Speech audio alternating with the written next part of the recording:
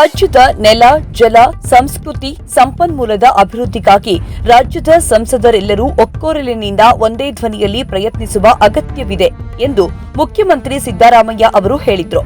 ನವದೆಹಲಿಯಲ್ಲಿ ಗುರುವಾರ ನಡೆದ ರಾಜ್ಯದ ಸಂಸದರ ಜೊತೆಗಿನ ಸಭೆಯಲ್ಲಿ ಪ್ರಾಸ್ತಾವಿಕವಾಗಿ ಮಾತನಾಡಿದರು. ಮೇಕೆದಾಟು ಯೋಜನೆಗೆ ಕೇಂದ್ರದ ಅನುಮತಿ ಅಗತ್ಯವಿದೆ.